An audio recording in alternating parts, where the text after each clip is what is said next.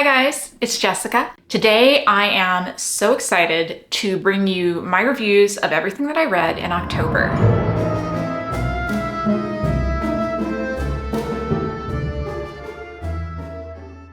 So October was just like a super fantastic book month for me. I have 15 books that I am going to talk about today. They're not all good. Some of them are less good. I did have a few DNFs and I will talk about those and why I DNF'd them. But I also found more than multiple 5-star reads. It was just a really fantastic month. I love October because I love spooky books, and for some reason I don't think that I can read them all year, just in, October and November, and that's it, straight off the scary books. I read horror, I read graphic novels, I read fantasy, did I read a romance? I didn't read a romance, but I read a lot of really good stuff, and I am so excited to talk to you all about it today. So let's go ahead, because it's a lot of books. We are going to get started with the first book that I read in October, and that is September House by Carissa Orlando. I'm going to go ahead and tell you my rating, and that rating is 5 stars. This was possibly the best haunted house book that I have read in years. I would put it right up there with some of my favorites of the haunted house genre. It's such a good book. And I've seen a lot of praise for it online, but I still feel like I don't see enough, so I'm gonna walk you through why I think it's such a great book. This is the story of Margaret and her husband, Hal. They bought a Victorian house kind of later in life. They finally bought their dream house when they were maybe in their 40s, 50s, I'm not really sure. When their daughter was already grown, they bought this beautiful Victorian house for a surprisingly great price, which, if you know anything about haunted house books, should have been a warning sign, but was not. And it turns out that the house was very haunted, extremely haunted, majorly haunted, but especially in the month of September. Every September, the walls drip with blood. There are these ghosts of children who died horribly, who just start appearing and trying to get into the basement. It is very scary. It is very creepy. But Margaret does not have the response that you or I would have. I live in a Victorian house, and I have to tell you that if my house were to suddenly have blood dripping down the walls, I would leave. I would leave and I would clean that blood off and I would sell that house. I would not stay. But Margaret says, no, this is my dream house and I will not be chased off. So she is living with these ghosts, living with the haunting, and she's just trying to kind of make the best of it. Her husband, Hal, did not agree with her and actually ran away and left her, and no one has heard from him since. Eventually, their daughter, Catherine, says, hey mom, have you heard from dad? Don't you think that's weird? Maybe I should come and check this out. Shows up in the house, determined to figure out what happened to her dad, and things kind of spiral, I would say, from there. I don't want to spoil anything for you about this house because I think it is such a fantastic book. It is absolutely scary. So scary.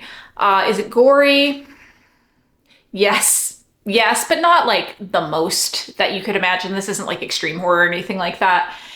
But if you are looking for a haunted house book and you have not read September House, I cannot recommend it highly enough. It really reminded me why all those years ago, when I first got into scary books, I started reading them, because there's always something new to just like really bring it home for you. This was the best book to read in the month of October. So 5 stars for September House. The second book that I read in the month of October was The Wedding Witch by Erin Sterling. This is a new release. It is actually a Christmas-themed romance, and it is number 3 in the X-Hex series. I have read the X-Hex, which I think I gave about a 3.5 star, maybe a 4. I have not read the second book in the series, but I did not need to in order to enjoy the third book.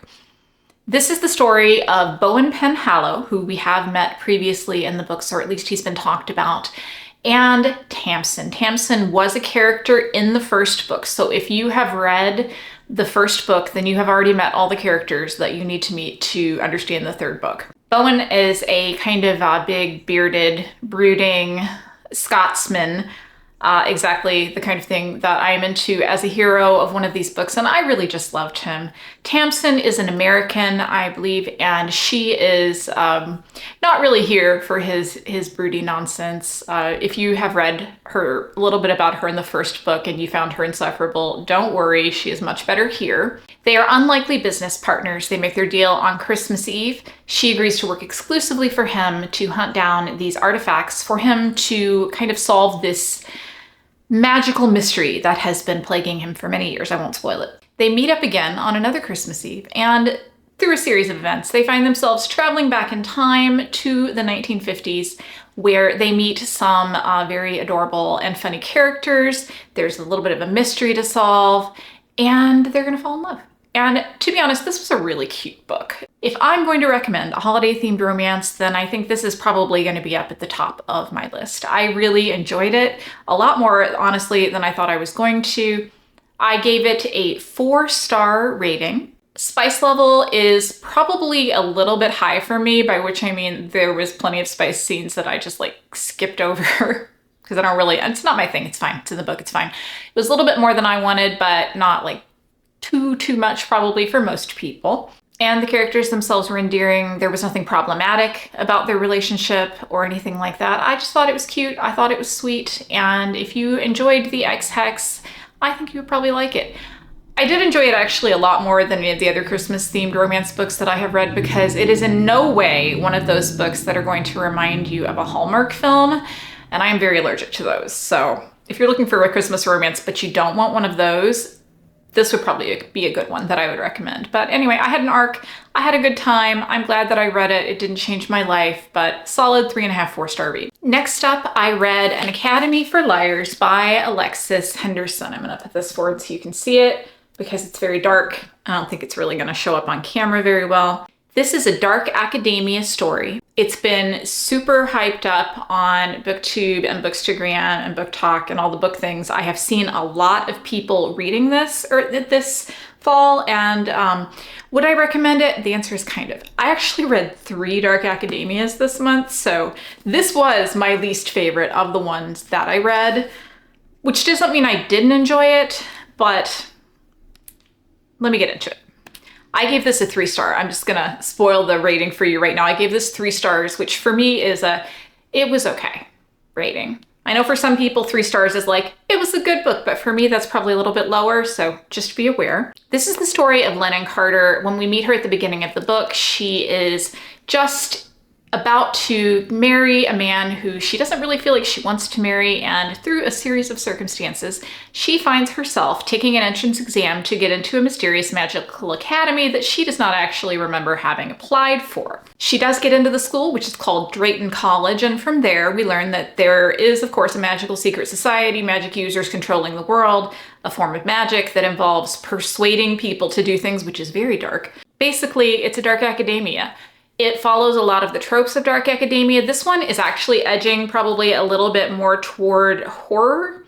It has a lot of gore, it has a lot of darkness, but it also has the thing that is the thing I struggled with dark academias, which is the everyone in this book is a terrible person and you're going to hate them thing that dark academia sometimes does. Do I like our main character? No, and as the book goes on, she gets increasingly dark. And I had a really hard time understanding her motivations, her reasonings. She constantly made stupid decisions, and that's making it sound like I didn't like the book at all, and that's actually not true. There is a romance in this book, and you should be aware that it is a student-teacher romance, which is problematic. So I did not like the romance. I'm not really sure you were supposed to. I feel like the romance was kind of bad on purpose, maybe. But what I did enjoy was I enjoyed the magic system, which was based on persuading people, using your will basically to persuade people to do things that they don't want to do, which can lead to some really horrible things and does in fact lead to some really horrible things in the book. I enjoyed the side characters who we don't really get fleshed out quite as much, her friends who are loyal to her for reasons that I don't really understand. And I thought overall it took kind of a twisty ride through this world, which is maybe not terribly well explained all the time, but would I recommend it? I would recommend it if you're looking for a dark academia and you've already read all the other dark academias. I don't think it's a bad book, but again, Now that I'm talking about it, I think I'm taking it down to 2.5. It just was not my favorite thing that I read this month. I know it's got a lot of hype, and I can't say that I don't recommend it, but for me, this was kind of not it. So take with that what you will. So we are just going in the order that I read these books, and the next one that I read was episode 13 by Craig DeLuey. This is a horror novel that is comprised mostly of found materials such as scripts and phone calls and, scribbled notes on torn out pieces of paper and that kind of thing. I will let you know that I did DNF this book. I got to 25% and I decided that it was not the book for me, and let me explain to you why. It is described as House of Leaves meets The Haunting of Hill House, which is a very intriguing description. I have not read House of Leaves, but I really want to. And if I do, I hope that I don't find it as frustrating as I found this book. I think the main problem that I had with this book was that the vast majority of the found material in the book, which again is the entire book, consisted of transcripts of filmed material.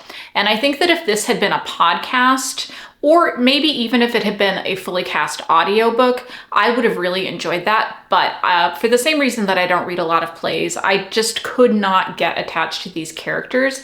I thought it started out well, but once they arrived at the house that they're going to be filming these episodes at, I don't think I said it is about ghost hunters, a ghost hunting TV show. It just kind of devolved into a lot of that. And I'm sure that it was scary. It has pretty good ratings, but for me, as someone who really loves a book that is comprised of found materials, this one just took it in a direction that did not hit, and I ended up DNFing it, and I don't think I was going to give it a very good score anyway.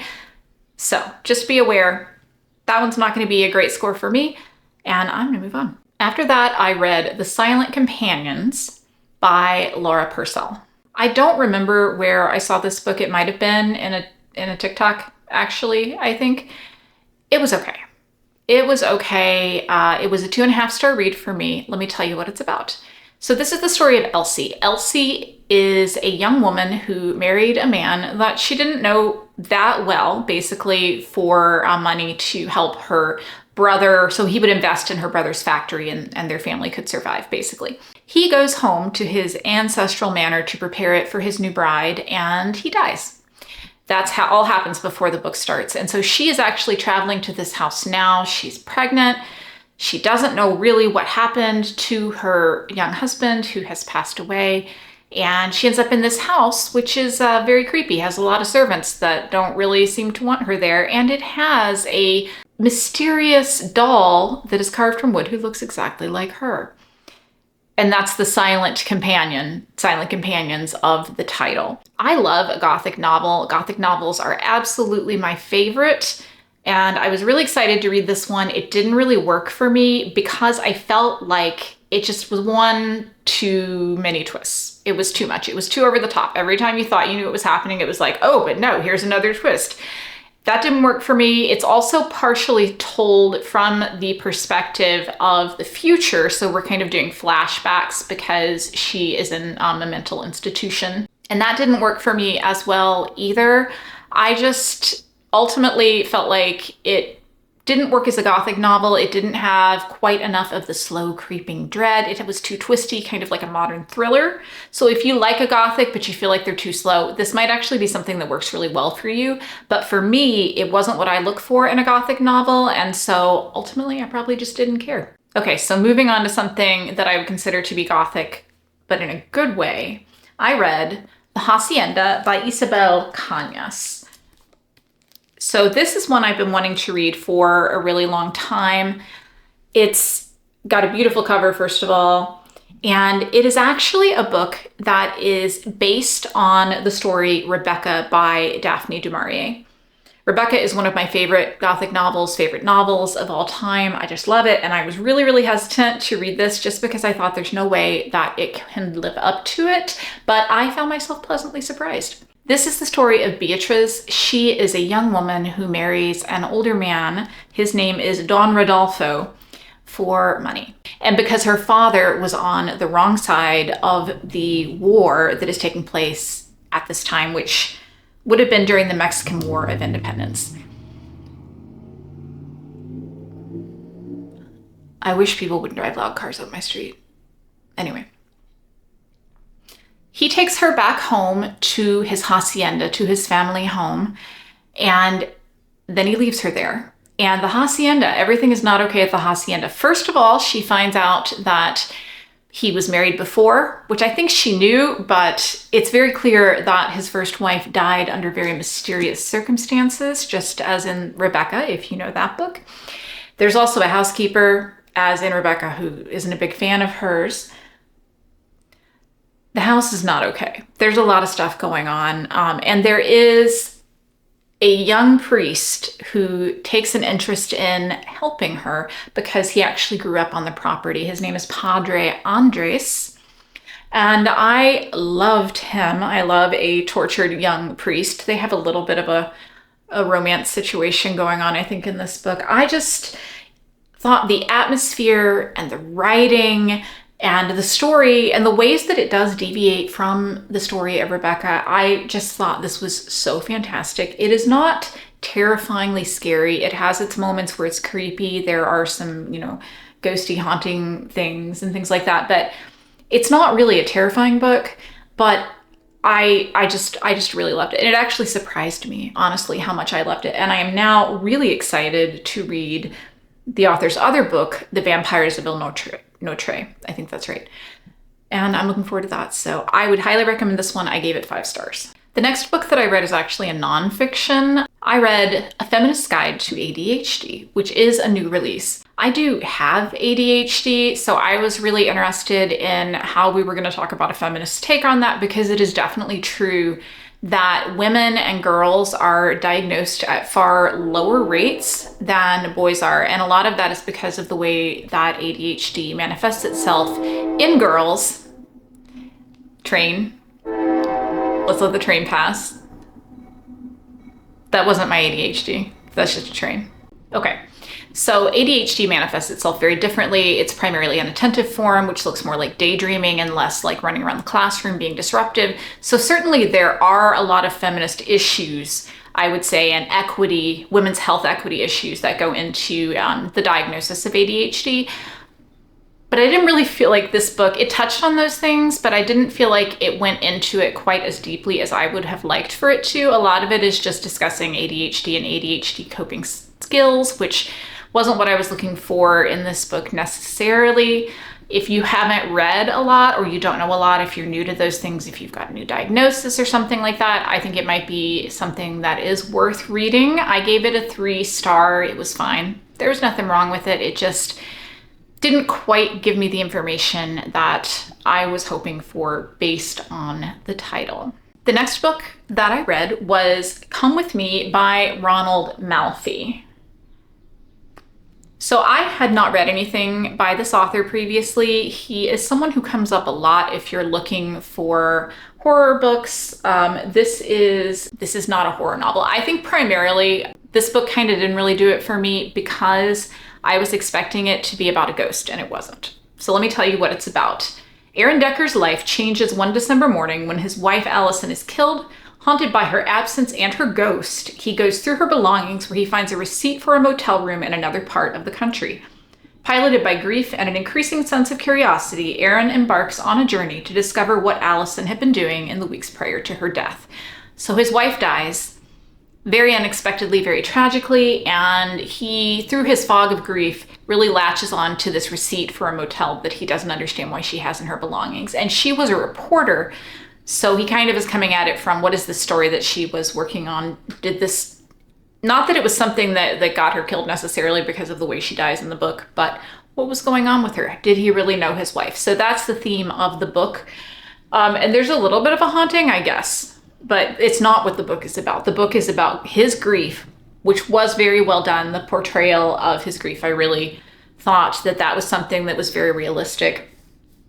Unfortunately, Allison herself and all of the flashbacks and everything we learn about her was just like super insufferable to me, kind of in the way that Amy from Gone Girl was. And I know that if you've read Gone Girl, I mean, you'll know what I mean. Either, no matter what you think about what happened in Gone Girl, Amy was, she was a lot. And I kind of got some of the same vibes from Allison in this book, and that wasn't my favorite. But I would say primarily the thing I didn't like is that it was a thriller. I thought it was going to be a ghost story. It was a thriller. It was a twisty thriller. He's on this mystery. He's trying to figure out what happened. And it just didn't do it for me again. So this one is a 2-star read for me. A lot of that is based on my expectations of what I hoped it would be, but I did really enjoy his writing. So I think I would pick up another book by the author, but I would make sure that it was one of the horror novels that I feel like he's more known for than what was going on in this book. My next book was my other DNF for the month, and that is Cemetery Boys by Aidan Thomas. This is the story of a trans boy named Yadriel, who basically is trying to prove himself to his Mexican-American family by bringing back the spirit of his cousin who has been killed. And that's something that people in his family, they have this ability, the men do, to call spirits and bring spirits back. It's got a really interesting mythology to it, I think, and I really wanted to go more into that, but to be honest, the reason why this didn't work for me is primarily because I just don't think I was in the mood for a young adult book. I don't think there's anything wrong with it. I just felt like it was going to be heavy on the romance aspect a little bit more than I probably wanted it to be, so did not work for me, but that is okay. The next book that I read was a graphic novel. I don't read a lot of graphic novels, but every once in a while there is one that I just feel like I have to read. And this one is called Youth Group, and it's by Jordan Morris. So Jordan Morris, if you watch Good Mythical Morning, which Sean and I do every day, he is an actor who has a lot of characters that appear on that YouTube show. And he wrote this book, and I really, really loved it. I thought it was super good. So it is the story of Kay. Kay has reluctantly agreed to go to youth group at the evangelical church that her mother is trying to get into now that her parents have divorced. It says she expected the Jesus talk and the dorky sing-alongs and the colorful posters about dodging temptation. What she didn't expect was to stumble on the youth group leaders in the middle of a real deal exorcism. Turns out they are both soldiers in a secret organization of demon hunters. So, demon hunters with a church youth group, which of course it pokes kind of like gentle fun, I think, at a lot of youth group staples, especially from the 90s. And as somebody who was in youth group in the 90s, it was very true. It's also heavily, heavily inspired by Buffy the Vampire Slayer. So if you loved Buffy the Vampire Slayer, I think that you would really love this book. Let me just show you right here at the beginning kind of what the art style looks like. You know, you've got some dorky singing going on there that you can see, that kind of thing. I don't know if that showed up at all, but I just thought it was very charming, and I thought it was funny and very kind of tongue-in-cheek. And I think that if you have had some experiences in a church youth group, or if you enjoy Buffy the Vampire Slayer, or if you are from the 90s, I think you would really enjoy this because it definitely is true to all of those things. And then the next book that I read is one that I had an ARC of, so I don't have a real copy, and that is The Scholar and the Last Fairy Door by H.G. Perry. This is a dark academia fantasy, and that's how I would paint that, because it definitely is a dark academia, but it's also a fantasy with a very well-defined fantasy world. In this story, we are in our real world, and we are just at the end of World War I. The war has ended, but something a little bit different probably from real World War I is that we had fairies that were somehow involved in the battles of World War I, who caused our main character Clover's brother to come back with a terrible fairy injury. Now, Clover had not been aware that fairies and magic and all those things were real until her brother appears with this injury that they have to take care of. But once she knows, she studies and she manages to get herself a scholarship position at the Magical University in England, which is called, what's it called?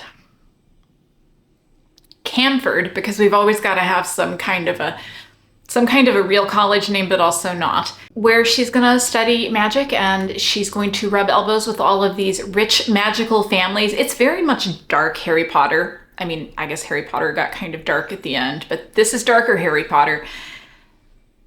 I thought it was very enjoyable. I thought it was really well done. I enjoyed that the characters were dark, but not just one-dimensional. I felt like we really got to know them. Clover herself was not a super frustrating character in the way that sometimes dark academia heroines can be. So it turns out that all of the fairy doors, basically the doors to fairyland, have been sealed after the end of World War I so that we don't have a repeat of what happened on the battlefield. But what if one of them were still open? And what if there were some college students doing some things that they shouldn't be doing? So obviously that kind of thing is going to happen. And then we flash forward into the future and we see Clover 10 years later. And that's about the last 40% of the book. And then it keeps building to a climax that I thought was just super, super excellent. I had not previously read any books by this author. I know The Magician's Daughter by the same author is one that a lot of people have read and really loved, but I haven't read that one yet. I thought this was a great book, and I don't feel like it's been on a lot of people's radar, and I don't think it has a super exciting cover, and I don't know if it's getting a lot of hype. And I definitely want to hype it up right here and tell you that if you like fantasy and dark academia, I think you would really enjoy this one. I gave it 4.5 stars, which I am rounding up to a 5 because I just enjoyed it so much. And out of the traditional dark academia that I read this month, I think it was the best. I think it was the most well done, and it had the most interesting things without just being tropey to the point of me not caring, which is obviously what happened in the other one. So yeah, I would highly recommend it. Okay, so then I read the last Grady Hendrix book that I had not read yet, which is The Final Girls Support Group. I don't know why I hadn't read this one. I think that I just hadn't gotten around to it. For me, this is probably my least favorite of his novels, which doesn't mean I didn't like it. It's a 3.5 star read. Let me tell you what it's about. Our main character is Lynette Tarkington. She is the survivor of a terrible massacre, and she is in a support group with all of these other girls who also survived their own real-life massacres. They're, real-life final girls. And when something happens to one of them, when a member of their group has something bad happen to them, it kind of all starts to fall apart for Lynette, and it spirals out of control, and we see that maybe that was not the end of her last girl story. I thought that if I were a bigger fan of slasher films, I would have gotten a lot more out of this than I probably did. I mean, I've seen them, but I'm not a huge fan of them necessarily, so that may just be my own personal prejudice talking for why I found this book a little bit muddled. I thought the world was a little bit weird. I thought the fact that we have these real life final girls who are then having films and things like that made of their stories for entertainment, and they have groupies and the murderers have groupies. I thought it was very strange. I thought it was very strange, and I wasn't sure what the message was. Toward the end of the book, it becomes, I think, a little bit more clear that really what he's going for is this kind of feminist message, which I don't feel like it really got there. So if it had been threaded more through the book, I think I would have enjoyed that more. But as it is, 3.5 stars.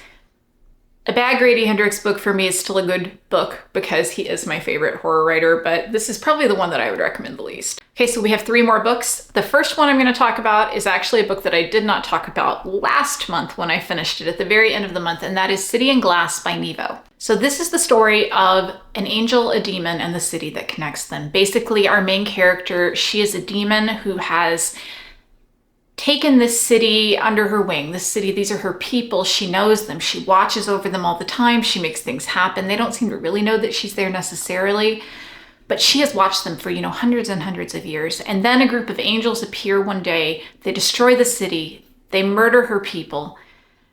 And one of them she manages to injure, and he stays around. And so basically the story, it's very hard to explain, I'm going to say. It is definitely a story that is going to be for people who like the more vibes than plot book. We are going to be here as she tries to rebuild the story, as she tries to rebuild the city, as she tries to learn some lessons, I guess, about what her place is in the world and what it means to be human and what it means to be a part of a community. The writing, as in all of Nevo's books, is absolutely beautiful. I gave it a 4-star rating, mostly for how beautiful it was and how philosophical it was. It is definitely, as I said, not a book that's super heavy on plot. So if that's what you're looking for, I would say no. It is short. It is, I think, a little bit over 200 pages, a little longer than a novella, but not quite novel length for me.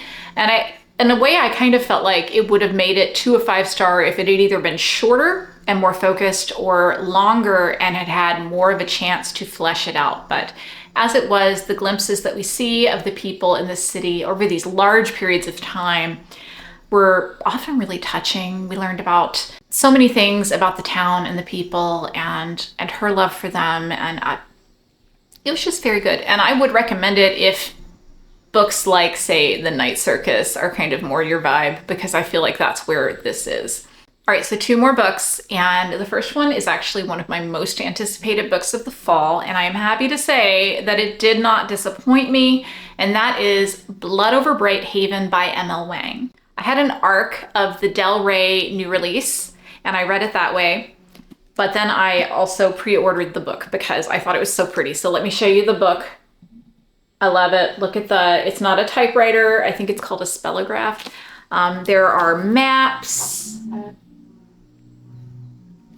If you're into that kind of thing, you know, it has red sprayed edges. I just think it's just so pretty. I just loved it. You can see we've got a little spellograph diagram here. Yeah, so that's me talking about the outside of the book, which I really love. But let me talk about what goes on inside the book. So this is such a great standalone fantasy novel. I had previously read The Sword of Kaigen by M.L. Wang, which is another standalone, and I liked it, but I felt like it had what I would describe as kind of significant pacing issues. I did give it a really great score because I cried buckets of tears over it. So I obviously really liked it, but I was hoping that this book would not have the same kind of pacing issues that I felt like that one had, and it did not. This is the story of Siona. Siona is a magic user. She is a woman in a society that does not really believe that women should be able to achieve the highest ranks of their society. And her greatest wish is to become a high mage. And to be a high mage, they only allow one woman every once in a while to try out, and none of them have ever made it through, but she knows that she will, and she does. And so she finds herself in this academia setting, and a lot of people call this a dark academia, but I didn't really feel like it was. I felt like it was a fantasy in an academia setting, but it was really about the society that it's in. This is a very, very feminist novel. It is about the limitations that are placed on women and the things that they have to do to overcome them. It's also a story about colonialism. It's about the othering of people for things that are outside of their control. It's a story that I really, really don't want to spoil. I will say that the ending absolutely just destroyed me and broke my heart and to a million different pieces. Yeah. This is gonna be probably one of my top books of the year. I just absolutely loved it. There is a twist in this book that I kind of saw coming, but was still so devastating that I don't know how she does it. I think that M.L. Wang is just one of the great current fantasy writers. I think I feel comfortable saying that now. If I'm going to give you a criticism of the book, I will give you one.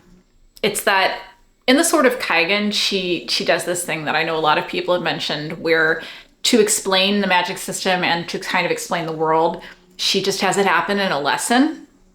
And this book kind of does the same thing. And maybe that's just her thing. Maybe she's like, look, I don't have time to give this to you in little bits and pieces. We've got to get this done because there's a lot of plot to get through. And in this book, I feel like it worked, but I did think it was a little bit funny because it was the same thing that I complained about in the first book. So, but yeah, this is fantastic. And if you have not read it and you're a fantasy fan, or you're probably a dark academia fan, this is, urban fantasy, great world building, just fantastic character work. I loved it. And now we have reached my final book of my month, and that is going to be actually something unusual for me. It's going to be a manga. We had a Cincinnati bookstore crawl that I went on earlier in the month, which I do have a vlog up of if you want to look at that. And one of the stores that I went to, I'd never been to before, was called Manga Manga. And it's a manga store, obviously, or manga manga. I think it's manga. I think I said that wrong. And I had to pick something up, but I didn't know what to buy. So I picked up this manga called Night of the Living Cat. And this is the story of a virus that transforms people into cats. It's Night of the Living Dead, but now instead of zombies, we have cats, and they are not zombie cats. They are adorable cats who want scritches, okay? It is played completely straight. These people in the book, they are on the run from the cats, but also they're like, why do the cats have to be so cute? I just want to love them. I mean, it's just, it was 5 stars, man. I just loved it. It was so funny and so on the nose, and I am definitely going to be buying volume 2 because I am intrigued about what is going to happen to these characters in their quest to, I guess, not turn into cats and maybe figure out how to save the world. Yeah, but I really loved it. It was so great. So I would highly recommend this, even if you're not a big manga fan. Like, it was great. And with that, we have gotten to the end of my books that I read in October, which was such a great month for me. I didn't love everything that I read, but overall I found some new favorites, and I just had a really great time with my reading, and that's what it's all about. Please let me know in the comments if you have any questions about any of the books that I've read, or if you've read them. I would love to hear your take. And with that, I hope that you all have a great week. I will see you in the next video. Goodbye.